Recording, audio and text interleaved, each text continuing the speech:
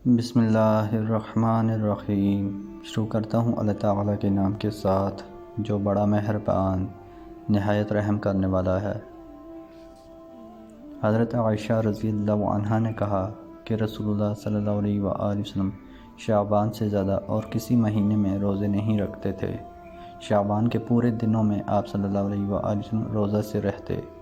آپ صلی اللہ علیہ وآلہ وسلم فرمایا کرتے تھے کہ عمل وہی اختیار کرو جس کی تم میں طاقت ہو، کیونکہ اللہ تعالیٰ ثواب دینے سے نہیں تھکتا، تم خود ہی اکتا جاؤ گے۔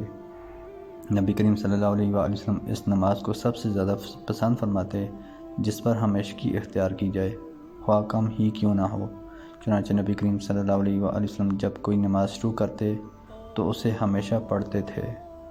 حضرت انس رضی اللہ عنہ سے نبی کریم صلی اللہ علیہ وآلہ وسلم کے روزوں کے متعلق پوچھا گیا تو آپ نے فرمایا کہ جب بھی میرا دل چاہتا کہ آپ کو روزے سے دیکھوں تو میں آپ کو روزے سے ہی دیکھتا، اور بغیر روزے کے چاہتا تو بغیر روزے سے ہی دیکھتا۔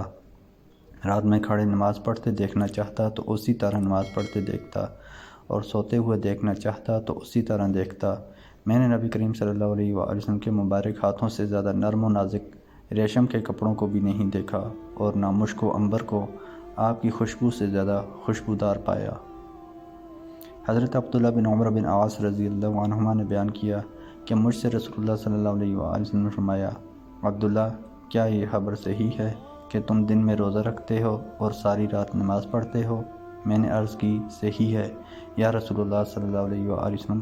آپ نے فرمایا کہ ایسا نہ کر، روزہ بھی رکھ اور بے روزہ کے بھی رہ، نماز بھی پڑھ اور سو بھی، کیونکہ تمہارے جسم کا بھی تم پر حق ہے، تمہاری آنکھوں کا بھی تم پر حق ہے، اور تمہاری بیوی کا بھی تم پر حق ہے، اور تم سے ملاقات کرنے والوں کا بھی تم پر حق ہے۔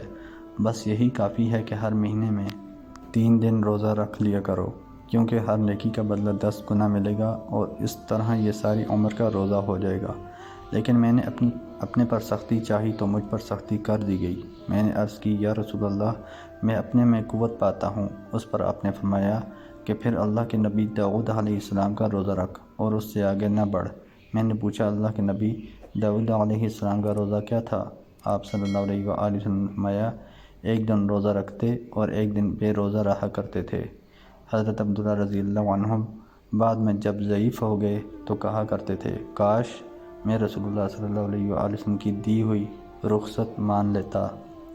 حضرت عقیل بن ابی طالب رضی اللہ عنہ سے روایت ہے کہ انہوں نے قبیلہ بنی جشم کی ایک عورت سے شادی کی تو لوگوں نے جاہلیت کے دستور کے مطابق یوں کہا، بالرفاء والبنین، یعنی میاں بیوی میں اتفاق رہے اور لڑکے پیدا ہوں۔ تو آپ نے کہا اس طرح مت کہو، بلکہ وہ کہو جو نبی اکرم صلی اللہ علیہ وآلہ وسلم نے فرمایا، اللہم بارک لہم و بارک علیہم، اے اللہ ان کو برکت دے اور اس برکت کو قائم و دائم رکھ۔